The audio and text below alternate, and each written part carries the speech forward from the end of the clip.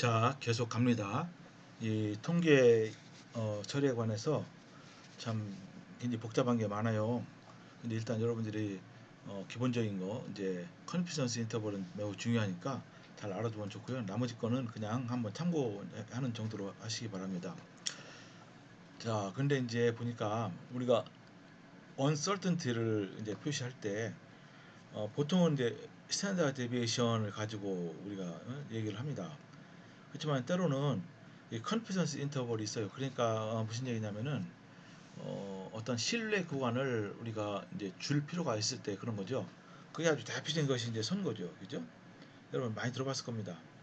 이거 이 선거는 오차 범위 뭐 5% 내에서 또는 신뢰 범위 구간 5% 95% 내에서 얼마의 오차가 있습니다. 뭐 그런 거 많이 들어봤을 거 아니에요? 이제 그럴 때는 우리가 t 테스트를 써야 돼요. 그 t 테스트도 일반적으로는 95% 컨피던스 그 수준을 얘기하지만은 때로는 뭐 99%가 될 수도 있고 때로는 뭐 90%가 될 수도 있습니다. 그러니까 우리가 이제 이 측정한 것을 보고를 할 때 어떤 uncertainty를 쓸 것인가를 항상 표시를 해야 됩니다. 안 하면은요 잘 몰라요. 근데 제 경험상 보면 일반적으로는 스탠다드 디비에이션 이거를 많이 쓰죠, 그죠? 근데 이제 컴퓨터 인터벌을 우리가 쓸 때는 이런 식을 이용해서 쓰게 됩니다. 근데 이제 여기 또 코멘트가 나와 있지만은 측정 횟수가 많으면 많아질수록 uncertainty 불확실도가 점점 줄어들겠죠, 그죠? 그거는 뭐 통계적으로 너무 명확한 겁니다. 자, 그래서 엑셀을 어떻게 이용하느냐? 여기 이제 두 가지 이제 함수를 소개하고 있습니다. 카운트는 뭐죠? 숫자를 하나하나 세는 겁니다. 자, 보세요. 숫자가 많을 때는요, 굉장히 좀 골치 아파요. 그럴 때 일일이 세기도 그렇죠. 여기 물론 이제 여기 여기 이제 로 그러니까 여기 4, 5, 6, 7 이렇게 해서 이제 첫하고 끝에만 세면 되겠지만은 뭐 그렇지 못할 때도 있다고 할 때 그때 세는 기능을 쓸 수 있습니다. 이런 카운트라는 기능이 있어요. 엑셀에. 카운트고 여기서 A4 그 콜론 그리고 A10 여기는 없네요. 어쨌든 A10 여기까지 하면은 여기에 있는 개수가 이제 세지는 겁니다. 이건 하나, 둘, 셋, 넷, 다섯 개가 되겠죠, 그죠? 그리고 스턴트 T 요 값, 이저 아까 이전 슬라이드에서 이게 표로다가 나와 있잖아요. 근데 그것을 뭐 외울 수는 전혀 없는 노릇이고 이걸 어떻게 이거를 일일이 찾느냐. 근데 이제 이미 엑셀에는 빌트인 함수가 있습니다. t.inv.et 요 함수를 쓰면 됩니다. 이 함수. 여기서 이제 이게 어떻게 되냐? 괄호치고 1 C7 그죠? 어, 여기 C7은 이거는 저기 뭡니까 특정한 이저 요게 명령어가 아닙니다. 이건 특정한 값이에요. 여기 보시면은 C7이니까 C7 0.95죠, 그죠? 이게 이제 probability를 이제 뜻하는 겁니다, 그죠? 그래서 이렇게 쓰면은 이거는 1-0.95 하면 95%의 컨피던스 레벨이다. 이제 그렇게 알 수가 있는 겁니다, 그죠? 이래서 빼서 이렇게 써야 돼요. 그리고 콤마하고 C6가 뭐냐면은 잠깐만요. 요거 4. 이게 디그리 오브 프리덤. 이게 하나, 둘, 셋, 넷, 다섯 개니까 그죠? 디그리 오브 프리덤은 하나를 빼야 되겠죠. 그러니까 요 4. 여기 요 값을 집어넣고 엔터를 치면은 요게 딱 나옵니다. 그죠? 그러니까 이게 잠깐만요. 여기 여기가 이제 요 식이 여기 C8에 지금 넣고 친 거예요. 그러니까 2.776 이렇게 굳이 여러분이 표를 안 봐도 이걸 식을 이용하면 됩니다. 자, 그러면 t-테스트를 언제 이용하느냐? 이걸 이용하는 여기 대표적인 케이스 1, 2, 3 이제 세 가지 경우를 예를 들어 주고 있습니다. 근데 이 이제 두 번째 경우는 무지무지 복잡합니다. 그래요. 그래서 이제 아마 전문가도 이거를 식을 보지 않으면 아마 잘 모를 정도로 무지무지 복잡해요. 일단은 세 가지 경우가 있는데 그 사용하는 그 원리가 뭐냐면요. 어, t 값을 이제 계산을 해요. 여러분 주어진 방식대로 계산을 한 다음에 표에 있는 t 값, 그죠? 원래 이제 주어진 표에 있는 t 값하고 비교를 합니다. 그래서 계산된 t 값이 표에 있는 t 값보다 크다, 또는 작다 그렇게 나올 거 아니에요? 그러면 무슨 뜻이냐?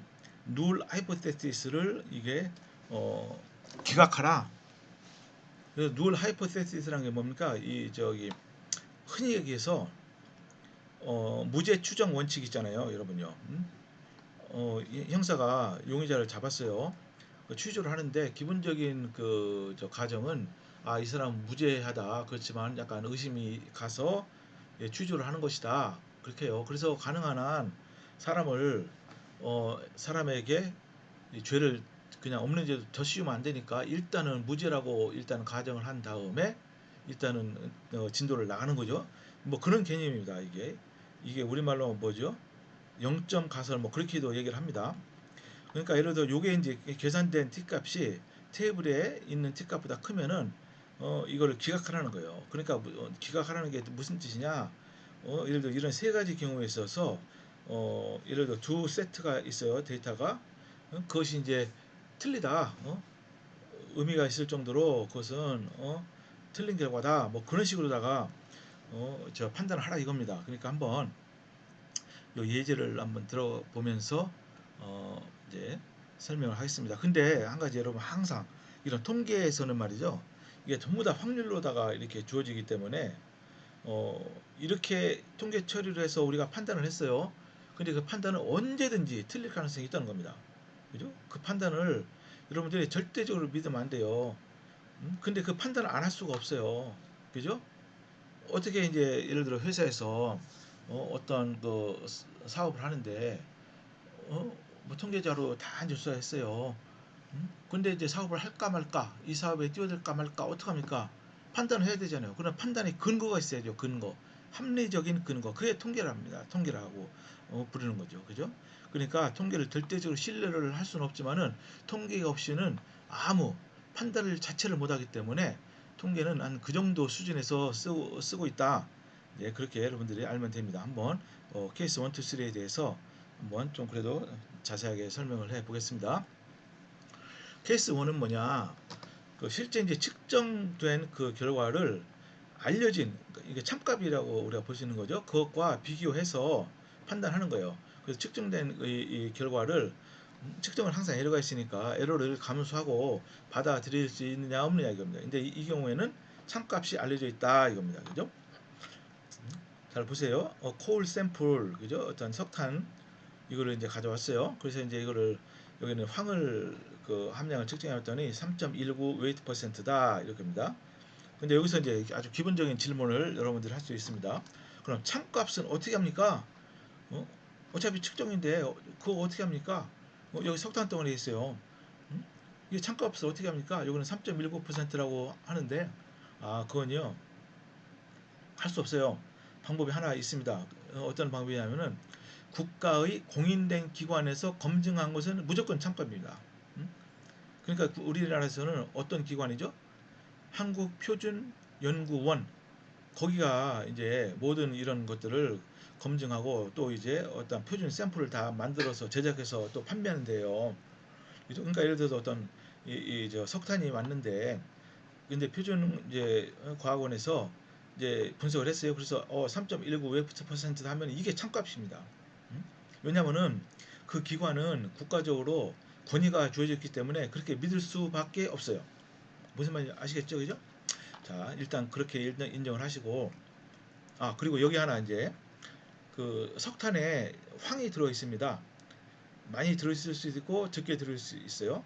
석탄뿐만 아니고 석유에도 황이 들어 있어요. 근데 여러분 석탄이나 석유에 황이 들어 있으면은 그 석탄이나 석유는 고품질 석탄이나 석유입니까? 아니면 저품질입니까? 예, 그렇죠. 저품질이에요. 황이 가능한 한 없는 게 좋습니다. 왜냐? 황이 많이 들어있으면요, 석탄이나 석유를 그냥 태우면은 황이 뭘로다가 공기 중으로 방출되죠? SO2, 이산화황. 그건 굉장히 유독합니다. 이게 물과 반응하면 산이 돼요. 그래서 상당히 강산이 됩니다. 그러니까 안 돼요.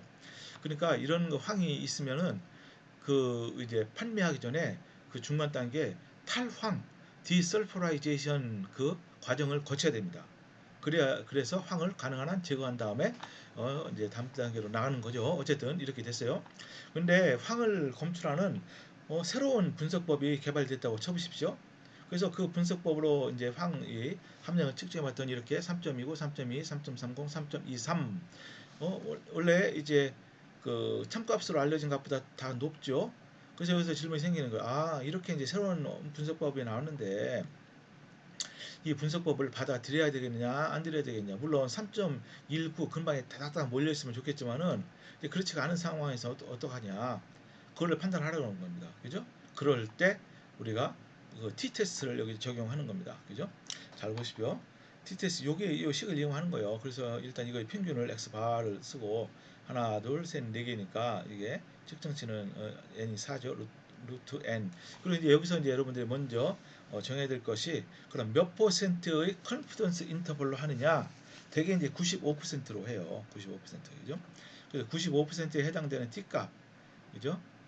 n은 4고 자유도는 3이죠. 그죠? 그러니까 3.182예요. 그래서 여기다 놓고 0.0041은 뭐냐면 이것의 표준 편차 구할 수 있잖아요. 그죠? 0.00 잠깐만 041인가? 0041인가요? 0041 같은데요. 어쨌든 이거를 넣고 이제 계산해 봤더니 이런 값을 썼어요. 3.260 플러스 마이너스 0.0065. 그러니까 이런 95%의 컨피던스 인터벌로는 이게 0.0065를 더하면은 3.325가 되고요. 우익 상한선이. 그리고 0.0065를 빼면은 3.195가 됩니다. 그런데 참값은 3.19잖아요. 그러니까 또 엄밀한 의미에서 약간 요게 벗어났잖아요. 그죠? 요거하고 그러니까 참값이 요 범위 내에 걸쳐 있지 않잖아요. 그죠? 그럼 어떻게 판단합니까? 이게 계산한 것이 이거보다 원래보다 크니까 이것은 리젝트하는 겁니다. 리젝트. 그러니까 새로운 그 분석법은 이것은 별 쓸모가 없다. 신빙성이 없다. 95%의 컨피던스 그 인터벌 그 안에서 그죠? 그렇게 이제 판단하는 겁니다. 그죠? 그러니까 두 방법은 다르다. 결과를 다른 결과를 내는 것이다. 그렇게 우리가 판단하는데 여기 이제 코멘트가 있어요. 근데 이게 약간 밑에 부분에 걸려 있잖아요. 여기는 3.19인데 여기는 3.195니까 그죠? 그래서 이제 음? 과학자라면은 이런 경우에는 한번 측정을 더 해볼 것이다. 이제 그런 코멘트가 있습니다. 어쨌든 이것이 이제 한 가지 쓰는 방식입니다. t-테스트를 이용하는 방식이에요. 두 번째는 이건 좀 복잡하니까 그냥 한번 제가 설명할 테니까 여러분 그냥 들어보기만 하십시오. 두 번째 이제 t-테스트를 어떻게 쓰느냐. 그러니까 아마 이게 이런 거예요. 어떤 두 가지 이제 방식으로 이게 측정을 했어요. 그죠? 여기 이제 여기 보니까 저는 이거 처음 알았는데요. 말 피 속에 여기 뭐야 중탄산 이 카보네이트니까 중탄산 이온이죠. 그죠? 또는 바이 하이드로전 카보네이트 또는 바이카보네이트라고 합니다. 이 이온이 그러니까 이제 말 영국 같은 데 가면은 지금도 그 호스 레이스가 굉장히 유명하죠. 우리나라도 물론 과천 가면은 경마장이 있습니다만은 이게 이제 말이 열심히 뛰고 난 다음에 말 핏속에 음, 바이카보네이트 농도가 중요한가 봅니다. 이건 잘 모르겠어요. 어쨌든 이렇다고 하니까. 근데 이제 원래 이제 기기로 한번 분석해 봤더니 이렇게 평균은 36.14가 나왔어요. 단위는 밀리몰라고. 이때 스탠다드 데비에이션이 0.28 그죠? 그리고 측정 횟수가 10개고 그리고 이제 또 다른 기기를 이용했어요. 그랬더니 평균이 36.20 스탠다드 데비에이션이 0.47 그리고 측정 횟수는 4다.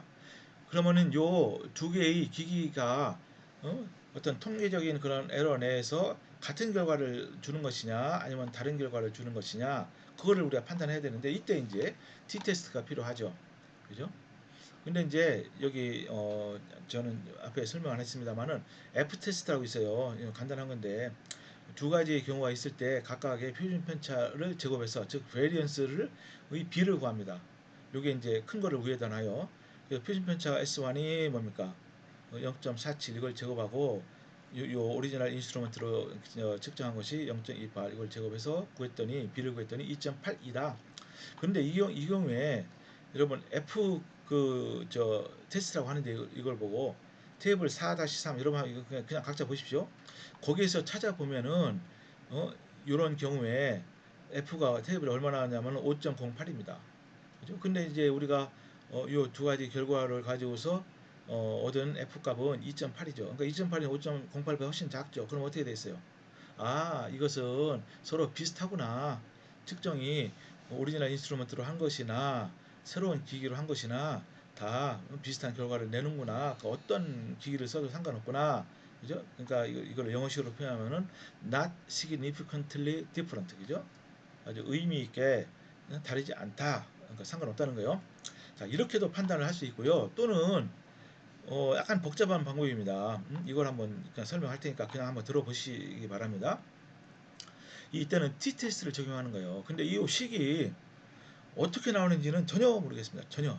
여러분 솔직히 고백하면은 그죠? 어쨌든 t-테스트 식을 이렇게 썼어요. t는 여기 평균 값의 그 차이를 s-pooled 그죠? 라는 새로운 표준 편차 값으로 나눈 다음에 루트하고 이렇게 이런 값을 곱하라는 겁니다. 근데 s-pooled는 어떻게 되느냐? 이런 복잡한 식이에요.